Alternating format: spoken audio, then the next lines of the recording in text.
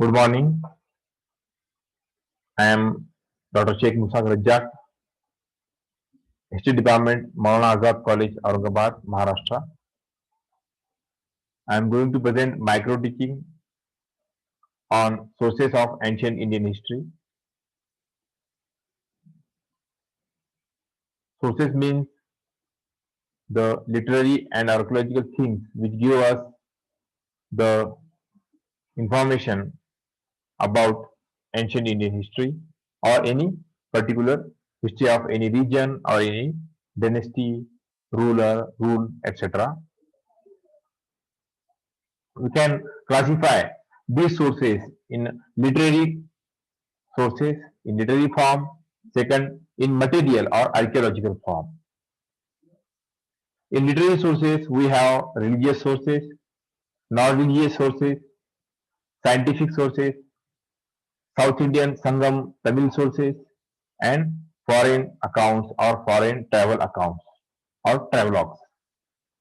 In religious sources, we classified the Vedic literature in Sanskrit language, the Buddhist literature in Pali language, and Mahayan Buddhist literature in Sanskrit language, the Jain literature in Ardha-Magadhi, Prakrit, and Sanskrit language.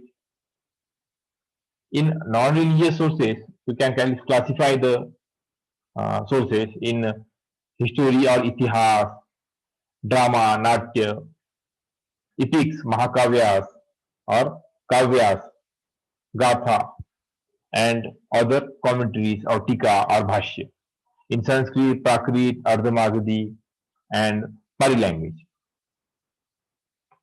In archaeological sources of ancient India, we can divide the archaeological sources in inscriptions on stone, inscriptions on metal or copper plates, coins, ancient monuments like caves, viharas, chaityas, temples, excavated materials, remains of Harappa and Mohenjo-daro, ancient towns from Harappan civilization or Indus culture. Also, we can classify these things, archaeological sources, in form of sculptures on wooden material, metal material, or well-baked potteries, utensils, utensils of metal or soil made by potters. These archaeological materials are also excavated by archaeologist people in British India and in independent India.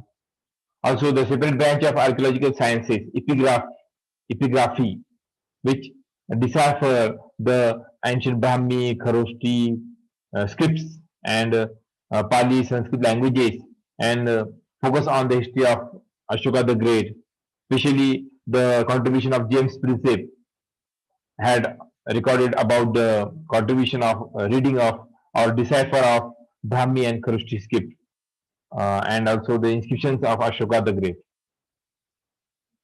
The literary sources can divide it in religious and non-religious sources.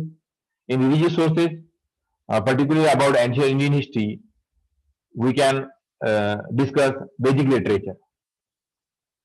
Rigveda, Yajurveda, Samveda, Atharveda are four Vedas which were ancient from BC 1500, which give us the information about ancient Vedic religion, the yajna system, festivals, worships of god and goddess, especially Indra, Varuna, Agni, and other natural god goddess. In Brahminical literature, we can discuss the Aranyaka literature in Sanskrit language, Upanishad literature in Sanskrit language. Near about 108 Upanishads describe the Vedic literature, especially the philosophy of Vedic religion. Also Vedangas like Shiksha, Kalpa, Vyakaran, Nirukta, Chanda, and Jyotish.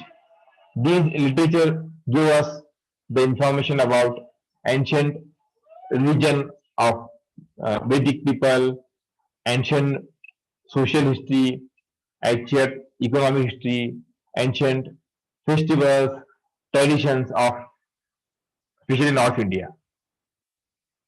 The Shardashan literature gave us the information about Vaisheshik philosophy deciphered by or titled by or presented by Rishi Kanad, the Nyaya philosophy of Rishi Kanad, Sankhya philosophy by Kapil, Yoga philosophy by Patanjali, Mimamsa by Jaimini, and Uttar Mimamsa by Bhadrayan. Also, the Sutra literature of Sanskrit language about Vedic religion, Dharma Sutra, Shrot Sutra, Bilva Sutra, and Kalpa Sutra, which discuss the philosophy of Dharma, philosophy of daily life, practices, worship. Bilva Sutra gives us the social life, especially the life of families, the position of women, Varna system, caste system, and social life of ancient India. And Kalpa Sutra. Later, we can discuss the Puranic literature or Puran literature in Sanskrit language.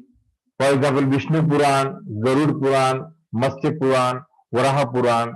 These all Puranas give us the information about the religious, social, economic life of ancient India in the form of kathas, in the form of the events related to the religion, related to the social and political and economic affairs or any circumstances during that period.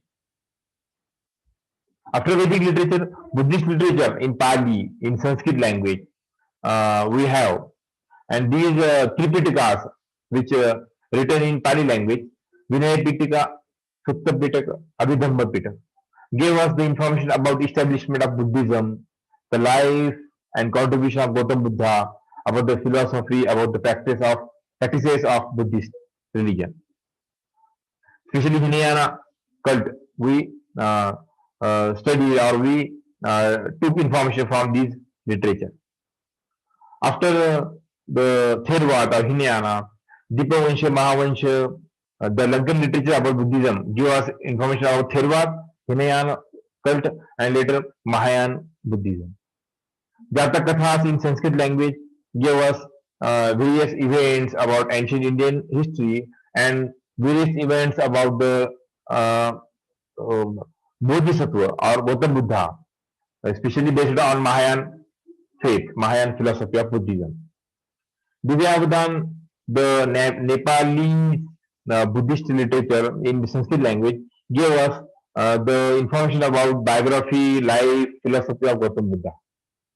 Milind Panho in Sanskrit language gave us the information about Rishi or Bhikkhu Nagsen and the Greek governor or king Menander or Milind of Punjab. This Milind Panho gave us information in question answer type and about information about the Buddhist philosophy in ancient India. Also, the Buddha Charitam, the Sanskrit book written by Ashwaghosh during Kushan Empire in North India. It is also a good book and give us the information about ancient Buddhism, its spread and philosophy in ancient India. Then we can discuss Jain literature. Anga and Upanga, 12 books, give us the information about life of Vardhaman Mahavir and his philosophy. Then non-religious sources, we can discuss Kautilya's Arthashastra, which has 15 articles or chapters, which discuss about the politics, especially taxation system, rule, war, diplomatic history of Mauryan Empire in ancient India. Kalhans, Rajtarangini or Bilhans, Vikramadev Charitam, Banas, Harshajaritam. These books also, the Mudrakshanas of Vishaka Datta and the Raja Shudra's Mutsikatiga, these books also gave us the information about social life, economic life, political life, and tradition of ancient India. There are a number of dramas, poems, collection of epics, which gave us the information about ancient India. For example, Kalidas, Malvika Agnimitra, Raja Harsh Ratnavali and Priyadarshika, Raja Harsh Gaha Saptasati, Panini's Ashtadhyayi, Charak's Charak Samhita, and Varahami's Brihat Katha. These all literature give us social economic life of information about social economic and political life of ancient India. In far south, we have Sangam literature in Tamil language, which developed in Cher Pandya Chola Empire, and in Sangam first, Sangam second in Madurai or Madure, Sangam or conferences about Tamil literature, Gadya and Padya, Wangmaya or literature. Shilapadhikaram, Manimekhalai, Pattu Pattu. These Tamil books give us the epic poems and essays about Tamil literature, development of Tamil language and society, especially far South Indian political changes. These are very important sources of ancient Indian history. Later, foreign sources or travelogues, which we have in Greek language, in Chinese language, especially Indica of Megasthenes and Papers of Erythraean Sea, and in Chinese Fahian or Huan Sung give the information about ancient Indian history, religion, and culture. These are archaeological sources for especially the inscriptions of Ashoka, copper plates, coins from ancient India, monuments like caves, temples, viharas, stupas, which give us the information about ancient Indian history. Thanks for watching.